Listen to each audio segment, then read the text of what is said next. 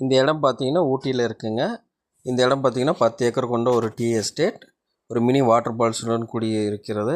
இந்த இடத்த பற்றி உங்களுக்கு ஏதாவது விவரம் வேணும்னா இந்த நம்பரில் தொடர்பு கொள்ளுங்கள். இந்த இடம் பார்த்திங்கன்னா கோத்தியூர் பகுதியிலேருந்து 20 கிலோமீட்டர் தொலைவிலும், கட்டப்பட்டு பகுதியிலேருந்து 12 கிலோமீட்டர் தொலைவிலும், ஊட்டி தொட்டப்பட்டா பகுதியிலேருந்து 12 கிலோமீட்டர் தொலைவிலும் ஒரு அழகிய ஒரு இடமாக இது இருக்குங்க.